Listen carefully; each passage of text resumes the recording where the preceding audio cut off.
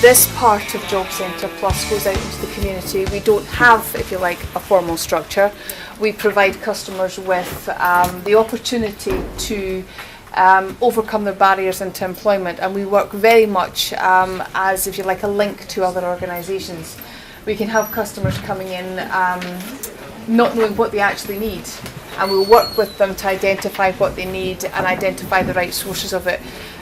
We either work on our own with the customer, because it might just be a case of taking small steps and finding out the routes to employment that they might need, identifying training courses and putting them on that, and working, if you like, as a case manager for that individual, or, which happens more often than not, linking them with organisations like a money advice team or a health team or the families team that we've got as well, and trying to encourage them to utilise all the services that are out there to overcome their barriers like debt or childcare or a health problem that they might have.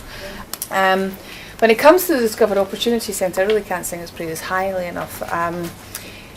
We have learnt just by being here so much that probably can't define, because it's very much along the lines of somebody will come in and you say, how can you help you? And there's no criteria, just how can I help you? And the person will present with a certain thing, and it's always a case of, I know a man who can. Right?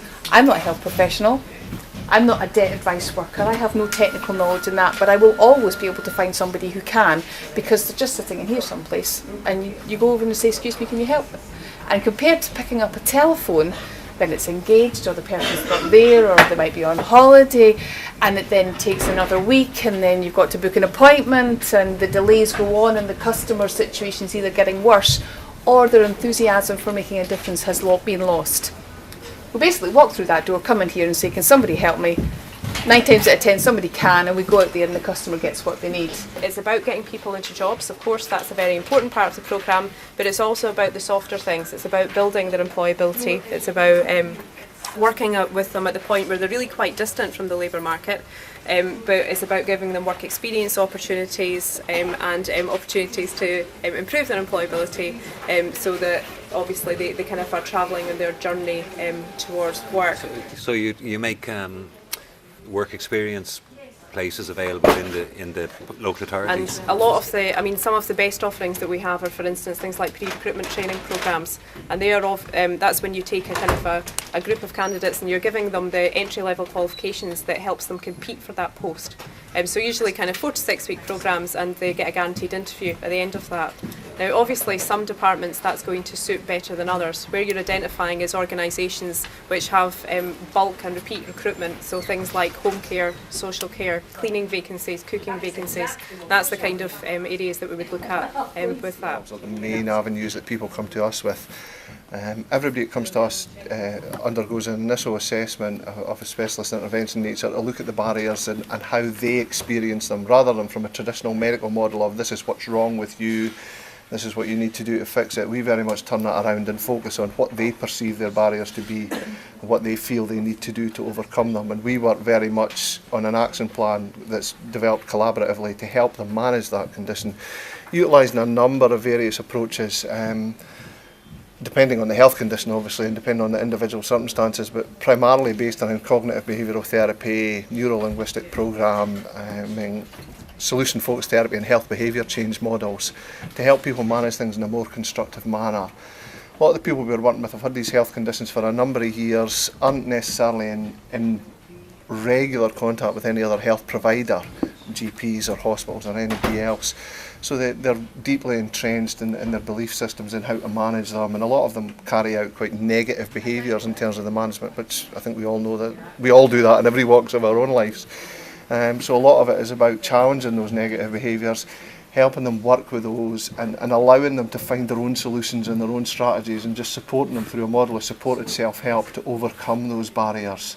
More choices, more chances. That's our strategy to reduce the amount of young people who leave school and go into sort of negative destinations. So it's about promoting employability, education and training options when they leave school. We've got a number of key sort of outcomes that we try and deal with, but one of those is prevention. So we work a lot with schools, looking at how we early identify young people, put in additional support at school, look at transition from school in a positive destination. So a lot of the focus is on that. But we also then look at prevention when young people are 16 plus, where is it they're going, what sort of provision do we have, who's supporting them, who's giving aftercare. So we work with key partners, colleges and Abertay University, Dundee University, as well as other training providers. So it's a whole partnership approach to that. We're also looking at the right support. We have some key target groups like care leavers, young people who are carers, young people who are homeless, young people who have been offending, who need additional support. So we're looking at systems about how do we give a key worker who would work with a range of people to make sure they get additional help and support, and long-term support to help them sustain a sort of future employment or training opportunity. Partnership's really crucial to this, so we don't lose people. We recognise a lot of young people went from one provision to another and dropped out after a while, so we want to make sure partners work together, looking at common referral, common assessment procedures and good information, and that's going to be one of our crucial aspects to making this work. And the whole infrastructure, you know, what partners doing what, where they are, we're part of the whole employability pipeline. We have to be clear about who provides support at what level, and people are moved on appropriately at the right time for them. So that's the basic thrust for More Choices, More Chances. Okay. Is that okay?